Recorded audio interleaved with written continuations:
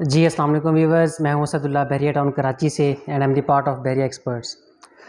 कल मैंने एक वीडियो जो है वो रिकॉर्ड की थी जिसमें मैंने आईएमएफ के एग्रीमेंट का जो इम्पैक्ट है पाकिस्तान की रियल एस्टेट मार्केट के ऊपर या बहरिया टाउन कराची के ऊपर, उस हवाले से जो है मैंने वो बात की थी उस वीडियो में। तो उस वीडियो के फीडबैक के नतीजे में मुझे कुछ कॉल्स आई तो जिसमें लोगों ने ये परसीव किया कि शायद मैं ये कहना चाह रहा हूँ कि आईएमएफ के एग्रीमेंट के नतीजे में पाकिस्तान के जो हालात हैं या रियल एस्टेट, क्योंकि हमारी जो डोमेन है वो रियल एस्टेट की है। तो रियल एस्टेट की मार्केट जो है वो काफ़ी ज़्यादा जो है वो बेहतर हो जाएगी और जो बूम है वो पकड़ लेगी मार्केट। तो कुछ लोगों ने उस वीडियो से जो है ये परसीव किया, तो मैंने सोचा क्यों ना उसके ऊपर मज़ीद मैं आपसे बात करूँ और मज़ीद उस जो चीज़ों को मैं मज़ीद जो आपके सामने वो एलेबोरेट करूँ। देखिए आईएमएफ के साथ जो पाकिस्तान का भी एग्रीमेंट हुआ है तो इसके नतीजे में कुछ साइड इफ़ेक्ट्स भी हैं, लेकिन कुछ जो पॉजिटिव पॉइंट्स हैं वो भी हैं इसके। तो पॉजिटिव पॉइंट्स रियल एस्टेट के हवाले से क्या है कि कुछ जो स्टेबिलिटी है मार्केट के अंदर थोड़ी बहुत वो आ जाएगी। प्राइसेस जो इतनी ज़्यादा डिक्रीज़ होती जा रही थी वो किसी न किसी मकाम के ऊपर जाकर जो है, किसी जगह के ऊपर जाकर जो है वो रुक जाएंगी। अब आप ये अंदाज़ा लगाएं कि जो पिछला साल था 2020 से, कि आज से तकरीबन हम 2 साल पहले की प्राइसेस की अगर हम लोग बात करते हैं तो उससे आजकल की जो प्राइसेस हैं तकरीबन ये 30 to 40% जो है ये माइनस के अंदर जो है वो आ चुकी हैं। उससे 30 to 40% नीचे जो है ये सारी प्राइसेस जो हैं ये आ चुकी हैं।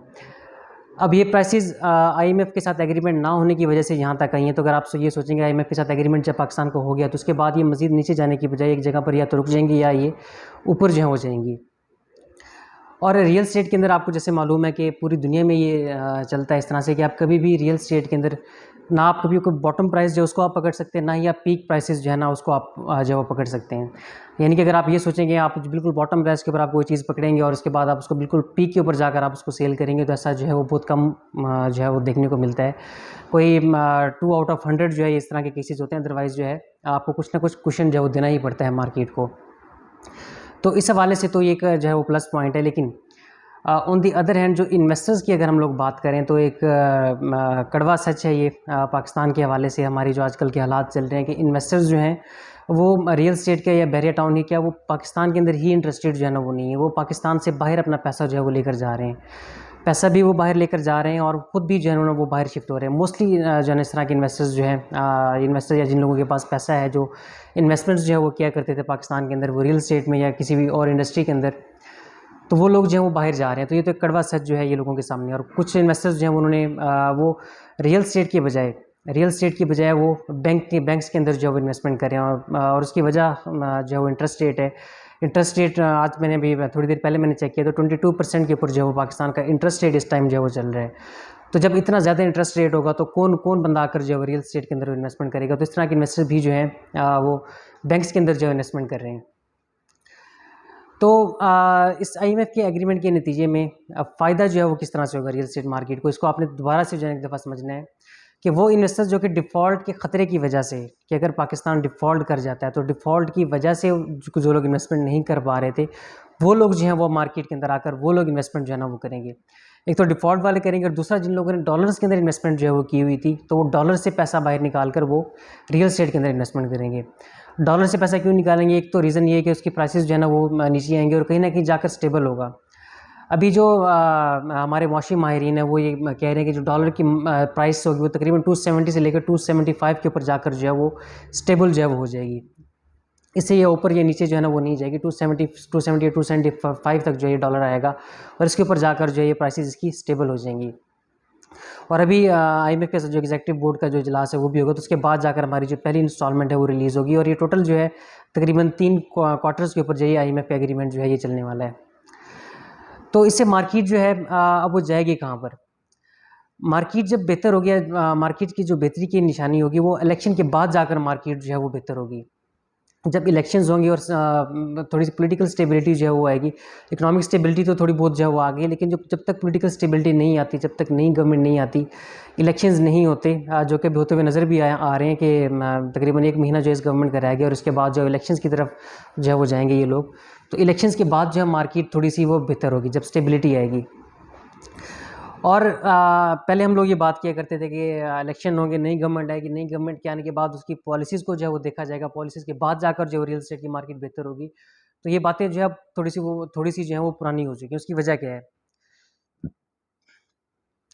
देखिए पाकिस्तान की जो मौशी पॉलिसी हैं, अब 3 माह के बाद क्या पॉलिसियाँ होंगी या नई गवर्नमेंट के आने के 4-5 माह के बाद क्या पॉलिसीज़ होंगी, वो सारी की सारी वो हमें अभी से ही मालूम है कि क्या पॉलिसीज़ होंगी उसकी, और इन्वेस्टर्स को भी अभी से ही मालूम है, क्योंकि हमारी जो भी पॉलिसीज़ बन रही हैं वो सारी की सारी आईएमएफ के कहने के ऊपर बनती हैं, या आईएमएफ के जो एग्रीमेंट है उसके मुताबिक जो है वो सारी की सारी हमारी पॉलिसीज़ जो हैं वो बनेंगी। और उस एग्रीमेंट के अंदर हम लोगों ने ये लिख कर उनको दिया है कि जो उनका लेटर ऑफ इंटेंट है, मैंने कल भी इस वीडियो में मैंने बताया था कि उस लेटर ऑफ इंटेंट के अंदर हम लोगों ने ये चीज़ लिख कर उनको दी है कि हम 9 माह तक किसी भी बिज़नेस को हम लोग एमनेस्टी जो है वो नहीं देंगे।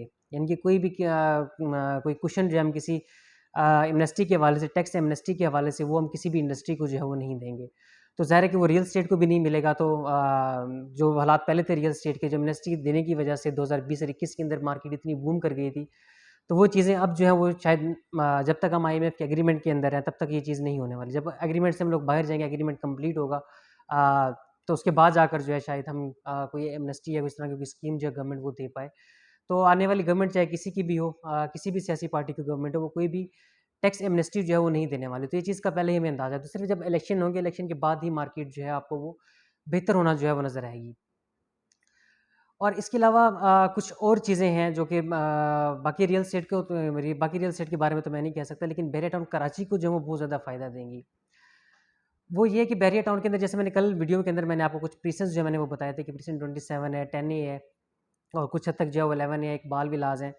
तो ये यहाँ पर जो मोस्टली लोग बाइंग कर रहे हैं वो एंड यूज़र्स आकर जो है ना वो कर रहे हैं। इन्वेस्टर्स जो है वो बहुत कम है, इन्वेस्टर्स की रेशो बहुत कम है। यहाँ पर जो मोस्टली एंड यूज़र हैं, जिन लोगों ने अपना घर बनाना है, तो उन लोगों को सस्ती प्रॉपर्टी जो है वो मिल रही है, तो उन लोगों ने बहरिया के अंदर आकर जो है वो रहना है, तो वो लोग जो है ज़्यादा बाइंग कर रहे हैं। तो अब आने वाला जो टाइम है इसके अंदर भी बहरिया टाउन के अंदर एंड यूज़र्स जो हैं वो ज़्यादा बाइंग करेंगे। एंड यूज़र ज़्यादा बाइंग करेंगे, और जो बिज़नेसमैन है यहाँ पर, जिन लोगों ने अपना कारोबार आकर यहाँ पर करना है, वो लोग जो हैं वो बाइंग करेंगे यहाँ पर आके। उसकी रीज़न क्या है? उसकी एक सबसे बड़ी रीज़न ये है कि बहरे की अपनी जो पॉलिसीज़ हैं, उसके अंदर हमें काफ़ी चेंज जो है वो देखने को मिला है।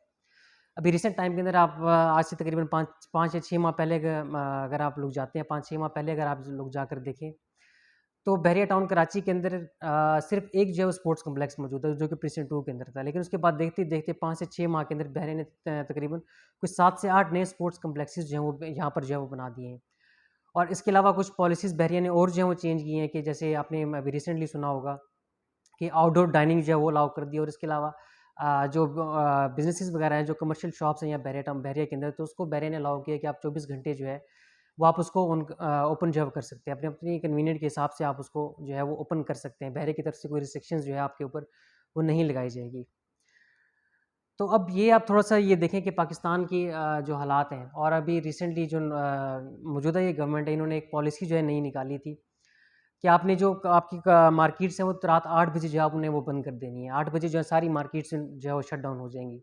आई डोंट नो उस फैसले के ऊपर इन्होंने इम्प्लीमेंट जो है वो कितना किया है, लेकिन आप ये देखें कि वो उसके पीछे रीज़न ये थी कि पाकिस्तान के पास इतनी डॉलर्स जो हैं वो नहीं है, ये इतनी हमारे रिज़र्व्स नहीं है कि हम लोग ये अफ़ोर्ड कर सकें कि सारी रात मार्केट्स जो हैं वो ओपन हो और एनर्जी की कंज़म्पशन जो है वो होती रहे। तो जब गवर्नमेंट जो है वो इस तरह की कोई भी रिलीफ़ जो है वो हमको देने को तैयार नहीं है, तो उस इन हालात के अंदर बहरिया आपको ये मौका जो है वो दे रहा है कि आप 24 घंटे अपनी यहाँ पर अपनी शॉप्स जो हैं ओपन कर सकते हैं। और डेफ़िनिटली यहाँ पर भी एनर्जी जो है वो कंज़्यूम होगी, और बहरे को अपने एंड से कुछ ना कुछ में भी नुकसान ही हो इसका। लेकिन बहरिया आप लोगों को फैसिलिटेट करने के लिए, या जो बहरिया के यहाँ के रेज़िडेंट्स हैं, या जो लोग यहाँ पर बिज़नेस करना चाहते हैं, उनको फैसिलिटेट करने के लिए बहरिया ने इस तरह के स्टेप्स जो हैं वो लिए हैं, ताकि उन लोगों को इनकरेज किया जाए। और जो बहरिया के जो नाक़िदीन हैं, वो भी ये बात जो है वो कहते हैं अक्सर कि बहरिया की जो पॉलिसीज़ हैं, अगर उनके अंदर कुछ नरमी है, इस तरह की चीज़ें अलाउ करे बहरिया बहरिया जो कि बाकी कराची के अंदर या बाकी पाकिस्तान के अंदर होती हैं, तो ये बहरिया का जो बिज़नेस है वो कहीं ज़्यादा ऊपर जाएगा, और यहाँ पर लोग जो हैं वो ज़्यादा तादाद में आना जो है वो शुरू हो जाएँगे। तो वही सेम चीज़ जो है वो बहरिया अब जो है वो कर रहा है। और अगर आप देखें इंटरेस्टिंगली, अभी जो पिछले कुछ टाइम गुज़रा है, पिछले 1.5 साल के अंदर, आपको मोस्टली पाकिस्तान के अंदर जो बिज़नेसेस हैं वो क्लोज़ होते हुए नज़र आएँगे।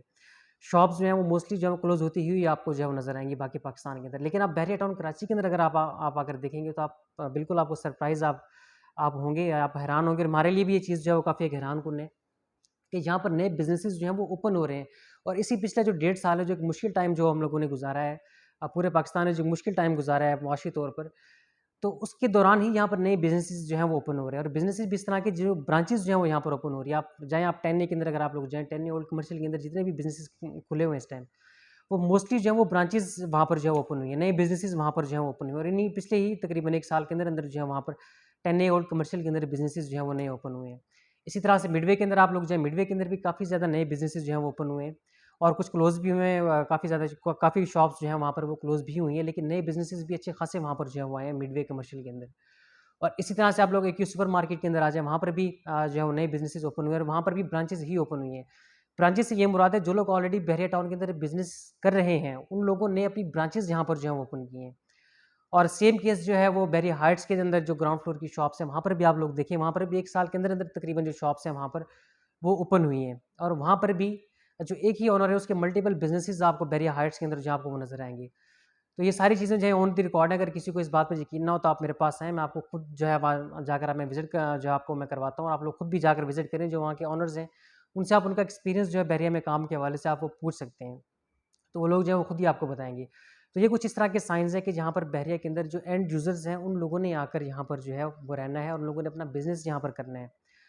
और एक और भी एक कड़वा सच है यहाँ पर कि जो जितनी तादाद में लोग यहाँ पर आ रहे हैं, तो कुछ ना कुछ लोग यहाँ से वापस भी जा रहे हैं। बहुत सारे लोग जो हैं, मैंने खुद उनको मैं पर्सनली में जो है मैं जानता हूँ अपने हमारे क्लाइंट से, जो कि बहरिया से जो है वो मूव आउट भी हुए हैं और मूव आउट वो इस वजह से हुए हैं कि जिन लोगों का कराची के अंदर वो बिज़नेस है, तो उनके लिए आना-जाना जो है, ट्रैवलिंग कॉस्ट और वो टाइम कंज़म्पशन जो है वो काफ़ी ज़्यादा हो रही थी। तो इस वजह से लोग जो है उनके लिए काफ़ी मुश्किल हो रहा था बहरे के अंदर जो है वो सस्टेन करना इतनी महँगाई के अंदर। तो वो लोग जो हैं वो वापस जो है वो गए हैं। लेकिन आप देखेंगे कि आने वाले जो डेढ़ से तकरीबन डेढ़ साल 1 साल के बाद वो लोग वापस दोबारा बहरिया के अंदर आएँगे। उसकी रीज़न ये है कि जो मलीर एक्सप्रेस वे है, वो अगले 1 साल के अंदर जो है वो कंप्लीट हो जाएगा। उसका एक सेक्शन जो है वो 14 अगस्त तक एक्सपेक्टेड है कि 14 अगस्त तक एयरपोर्ट तक का जो उसका सेक्शन है उसको कंप्लीट जो है वो कर दिया जाएगा और उसको पब्लिक के लिए जो है वो ओपन कर दिया जाएगा। लेकिन जो इसके अलावा बाकी का काठौर एयरपोर्ट से लेकर काठौर तक का सेक्शन है, वो तकरीबन 1 साल के अंदर जो है वो कंप्लीट हो जाएगा। तो इसके बाद आप देखेंगे कि बहरिया आना-जाना लोगों के लिए वो काफ़ी आसान जो है वो हो जाएगा और लोगों की जो ट्रैवलिंग कॉस्ट है वो काफ़ी ज़्यादा जो है वो बचेगी और आप एक हसल फ्री ड्राइव जो है वो आप मुलीर एक्सप्रेस वे के ऊपर करते हुए आप बहरिया के अंदर जो है वो आप वो आ सकते हैं। तो जिन लोगों का कराची के अंदर ऑलरेडी सेटल्ड बिज़नेस है, उन लोगों के लिए भी बहरिया के अंदर रहना जो है वो आसान हो जाएगा। तो ये कुछ जो है वो सिचुएशंस हैं, कुछ हालात हैं कि इसकी इन बेसिस के ऊपर मैं आपको ये रिकमेंड करूँगा कि आप इन हालात के अंदर अगर आप बहरे में इन्वेस्टमेंट करते हैं, तो आने वाले टाइम में आपसे जो प्रॉपर्टी बाय करने वाला होगा, वो इन्वेस्टर्स भी होगा और इन्वेस्टर्स से ज़्यादा यहाँ पर जो एंड यूज़र है, जिन लोगों ने अपना यहाँ आकर अपना घर बनाना है, वो लोग जो आपसे प्रॉपर्टी जो है वो बाय करेंगे, तो ये फ़ायदा जो है आपको वो होगा। लेकिन ये सेम केस बाकी सोसाइटीज़ के साथ जो है वो नहीं है, क्योंकि बाकी सोसाइटीज़ अगर आप लोग जाएँ वहाँ पर जो एंड यूज़र्स हैं वो इतने ज़्यादा नहीं है। आप इसी M9 मोटरवे की आप लोग बात करें तो बहरिया टाउन के अलावा कोई भी ऐसी सोसाइटी नहीं है जहाँ पर इतनी ज़्यादा पॉपुलेशन हो, जहाँ पर इतनी ज़्यादा अम्यूनिटीज़, जहाँ पर फैसिलिटीज़ जो आपको वो सारी की सारी प्रोवाइड की जाएँ। वहाँ पर आपको 1 से 2 जनरल स्टोर्स के अलावा कुछ भी जो है वो नज़र नहीं आता। कोई इस तरह की शॉपिंग गैलरीज़, इस तरह के कंसेप्ट्स वगैरह बाकी सोसाइटीज़ हैं, वहाँ पर आने में भी काफ़ी टाइम जो है वो रिक्वायर्ड है। तो वहाँ पर आप इन्वेस्टमेंट करें तो उसका सिनेरियो जो है वो बिल्कुल डिफरेंट है। वहाँ पर आप इन्वेस्टमेंट करेंगे तो आपको जो बाय करने वाला होगा तो वो भी इन्वेस्टर ही होगा। लेकिन जहाँ पर बहरे के अंदर आपसे एंड यूज़र ने प्रॉपर्टी जो है आपसे वो जो है वो बाय करनी है। तो इन चीज़ों को जो है आपने जो है मलूज़ खातिर जो है वो रखना है। तो इन चीज़ों को देखते हुए आपने भी इन्वेस्टमेंट जो है वो बहरे के अंदर जो है वो इन हालात के अंदर अगर आपने करनी है तो इन चीज़ों का आपने लाज़मी जो है वो कंसिडर आपने जो है वो करना है। तो ये कुछ चीज़ें थी मैंने आपके साथ जो है वो शेयर की हैं। तो अगर आपकी ओपिनियन मुझसे डिफरेंट हो या आप कोई डिफरेंट राय जो है वो रखते हो तो आप मुझे कमेंट सेक्शन के अंदर जो है वो लाज़मी बताइएगा। और इसके अलावा आप बैरिया एक्सपर्ट को जो है आप वो फॉलो करते रहें। बैरिया एक्सपर्ट हम लोग बहुत सारी नई चीज़ें जो है वो लेकर आने वाले हैं। बहुत सारी नई इनोवेशन जो है वो आएगी इंशाल्लाह बैरिया टाउन की मार्केट के अंदर। तो उसके लिए जो आप लोग हाँ, के ऊपर या हमारे फेसबुक ग्रुप को जो है आप उसके ऊपर आप हमें फॉलो कर सकते हैं। तो इंशाल्लाह अगली वीडियो के अंदर आपसे दोबारा मुलाकात होगी। Thank you so much.